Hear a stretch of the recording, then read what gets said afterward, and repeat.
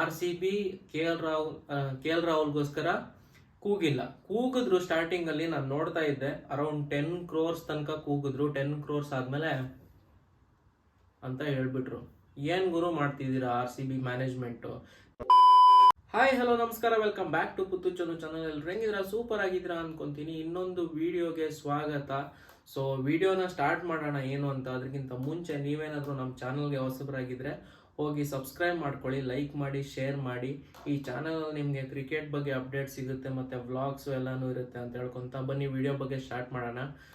So ವಿಡಿಯೋನ start ಮಾಡೋಕ್ಕಿಂತ ಮುಂಚೆ ತುಂಬ ಡಿಸಪಾಯಿಂಟಿಂಗ್ ಅಂತಲೇ ಹೇಳ್ಬೋದು ಈ ವಿಡಿಯೋ ಮಾಡಬೇಕಾದ್ರೂ.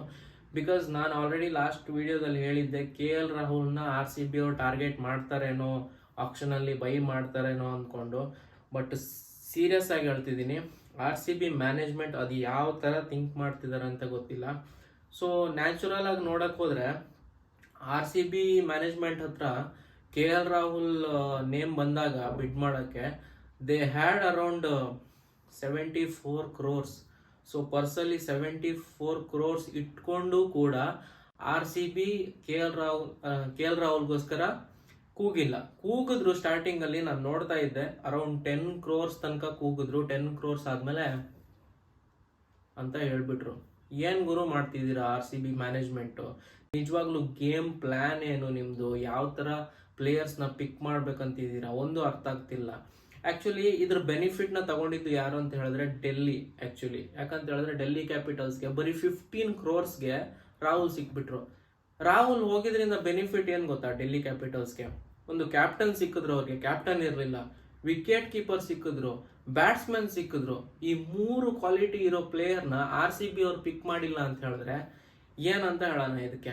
ಸೊ ಈ ತರ ಮಾಡಿದಾಗ RCB ಟೀಮ್ಗೆ ಸಪೋರ್ಟ್ ಮಾಡೋಕ್ಕೂ ಬೇಜಾರಾಗುತ್ತೆ. ಯಾಕಂತ ಹೇಳಿದ್ರೆ ಆಕ್ಷನ್ ಅಲ್ಲಿ ಯಾವತ್ತು ಪ್ಲೇಯರ್ಸ್ ನ ಹೆಂಗ್ ಸೆಲೆಕ್ಟ್ ಮಾಡ್ಬೇಕು ಅಂತ ಹೇಳಿದ್ರೆ, ನಾವೇನ್ ಎಲ್ಲಾ ಟಾಪ್ ಪ್ಲೇಯರ್ಸ್ ನೇ ತಗೊಬೇಕು ಅಂತ ಹೇಳಲ್ಲ, ಬ್ಯಾಲೆನ್ಸ್ಡ್ ಆಗಿರ್ಬೇಕು ಟೀಮು.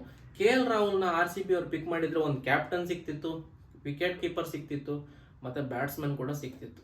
ಸೊ ಇದನ್ನೆಲ್ಲ ಮಿಸ್ ಮಾಡ್ಕೊಂಡ್ರು ಅಂತ ಹೇಳ್ಬೋದು. ಯಾಕೆ ಈ ತರ ಮಾಡ್ತಿದ್ದಾರೆ RCB ಮ್ಯಾನೇಜ್ಮೆಂಟ್, ಅವ್ರ ಸ್ಟ್ರಾಟಜಿ ಏನು ಅಂತ ಯಾರಿಗೂ ಅರ್ಥ ಆಗ್ತಿಲ್ಲ. ಒಂದು ಒಳ್ಳೆ ಪಿಕ್ ಮಾಡಿರೋದು ಲಿವಿಂಗ್ಸ್ಟನ್ನ, ಅದನ್ನ ಓಕೆ ಅಂತ ಹೇಳ್ಬೋದು. ಅದು ಬಿಟ್ರೆ ಇನ್ಯಾವುದು ತಗೊಂಡಿರೋದು ಪ್ಲೇಯರ್ಸು ಅಷ್ಟೊಂದು ಕಂಫರ್ಟೇಬಲ್ ಅನಿಸ್ತಾ ಇಲ್ಲ. ಇವರಿಂದ ಟ್ರೋಫಿನ ಗೆಲ್ಬಹುದು ಅನ್ನೋ ಕಾನ್ಫಿಡೆನ್ಸ್ ಕೂಡ ಕೊಡ್ತಾ ಇಲ್ಲ. ನಿಜ ಬೇಜಾರಾಗೋಯ್ತು. RCB KL ರಾಹುಲ್ನ ಪಿಕ್ ಮಾಡಬೇಕಿತ್ತು, ಎಲ್ಲೋ ಒಂದ್ ಕಡೆ ಮಿಸ್ ಮಾಡಿದ್ರು ಅಂತ ತುಂಬಾ ಗಿಲ್ಟ್ ಫೀಲ್ ಆಗೋ ಚಾನ್ಸ್ ಇದೆ ಮುಂದೆ ನಮಗೆ ಮ್ಯಾಚ್ ನಡೀತಾ. ಒಬ್ಬ ಕನ್ನಡದವನು ಅಂತಾನು ಪಾರ್ಶಾಲಿಟಿ ಮಾಡಿದ್ರು, ಇಲ್ಲ RCB ಟೀಮ್ಗೆ ನಿಜವಾಗ್ಲೂ KL ರಾಹುಲ್ ಬೇಡವೋ, ಇಲ್ಲ ಅಂತ ಹೇಳಿದ್ರೆ ಅವ್ರ ಫಾರ್ಮ್ ಅಲ್ಲಿ ಇಲ್ಲ ಅಂದ್ಬಿಟ್ಟು ಆತರ ಏನೋ ಪ್ಲಾನ್ ಮಾಡಿದ್ರು, ಏನು ಅಂತ ಗೊತ್ತಿಲ್ಲ. ಬಟ್ ನನ್ನ ಅನಿಸಿಕೆ ಪ್ರಕಾರ KL ರಾಹುಲ್ ಬೈ ಮಾಡೋದು ತುಂಬಾ ಇಂಪಾರ್ಟೆಂಟ್ ಇತ್ತು. ಓಕೆ ಗುರು, ಇವಾಗ KL ರಾಹುಲ್ ಅಕಸ್ಮಾತ್ ಬೈ ಮಾಡಿಲ್ಲ ಅಂದ್ರೆ ಅಟ್ಲೀಸ್ಟ್ ರಿಷಬ್ ಅಂತ ಟ್ರೈ ಮಾಡ್ಬೋದಿತ್ತು. ಸೊ ಇವರು 74 crores ಪರ್ಸಲ್ ಇಟ್ಕೊಂಡು ಏನ್ ಪ್ಲಾನ್ ಮಾಡಿದ್ರು ಅಂತ ಗೊತ್ತಿಲ್ಲ. KL ರಾಹುಲ್ ಇಲ್ಲ ಅಂತ ಹೇಳಿದ್ರೆ ರಿಷಬ್ ಪಂತ್ಗೆ ಅಟ್ಲೀಸ್ಟ್ ಒಂದು 25-30 crores ತನಕನೂ ಹೋಗ್ಬೋದಿತ್ತು.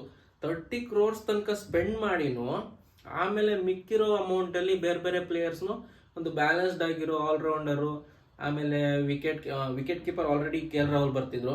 ಸೊ ಇನ್ನ ಬ್ಯಾಟ್ಸ್ಮನ್ಗಳು, ಇನ್ನ ಯಾರೋ ಒಬ್ಬರನ್ನ ರೈಟ್ ಟು ಮ್ಯಾಚ್ ಕೂಡ ಮಾಡ್ಬೋದಿತ್ತು. ಈ ಥರ ಎಲ್ಲ ಸ್ಟ್ರಾಟಜಿ ಯೂಸ್ ಮಾಡ್ಬೋದಿತ್ತು.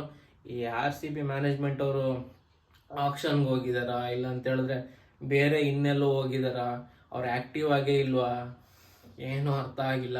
ಸೊ ನಿನ್ನೆ ಯಾರ್ಯಾರಿಗೆಲ್ಲ ಡಿಸಪಾಯಿಂಟ್ ಆಯಿತು ನೀವು ಕೂಡ ತಿಳಿಸಿ ಕಾಮೆಂಟ್ ಬಾಕ್ಸಲ್ಲಿ. ನನಗಂತೂ ಹೆವಿ ಡಿಸಪಾಯಿಂಟು. ಈ ಸಲನಾದರೂ ಕಪ್ ಗೆಲ್ಲುತ್ತೆ, ಒಬ್ಬ ಕನ್ನಡಿಗ ಇರ್ತಾನೆ ಆಸ್ ಅ ಕ್ಯಾಪ್ಟನ್, ತುಂಬ ಸಪೋರ್ಟ್ ಮಾಡ್ಬೋದು ಅಂತ ಆಸೆ ಇತ್ತು. ಈ RCB ಮ್ಯಾನೇಜ್ಮೆಂಟ್ ಅವ್ರು ಮಾಡ್ತಿರೋದು ನೋಡಿದ್ರೆ ಇನ್ನು ಇವತ್ತು ಕೂಡ ಆಪ್ಷನ್ ಇದೆ ಸ್ವಲ್ಪ, ಇನ್ನು ಯಾರ್ಯಾರನ್ನ ಪಿಕ್ ಮಾಡ್ತಾರೋ ದೇವರಿಗೆ ಗೊತ್ತು.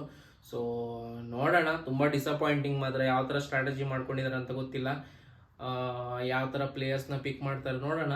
ಎಟ್ ದ ಎಂಡ್ RCB 11 ಹೆಂಗಿರುತ್ತೆ ನೋಡೋಣ, ಅದ್ರ ಬಗ್ಗೆ ಅಪ್ಡೇಟ್ ಕೊಡ್ತೀನಿ. ಸೊ ನಿಮ್ಗೇನಾದರೂ ಈ ವಿಡಿಯೋ ಇಷ್ಟ ಆಗಿದ್ರೆ ಲೈಕ್ ಮಾಡಿ, ಶೇರ್ ಮಾಡಿ, ಸಬ್ಸ್ಕ್ರೈಬ್ ಮಾಡಿ. ನಿಮ್ಗೇನಾದರೂ ಹೇಳೋಕ್ಕಿದ್ರೆ ಕಾಮೆಂಟಲ್ಲಿ ತಿಳಿಸಿ ಅಂತ ಹೇಳ್ತಾ ಸಿಗೋಣ ಮುಂದಿನ ವಿಡಿಯೋ ತನಕ. ಅಲ್ಲಿ ತನಕ ಬಾಯ್.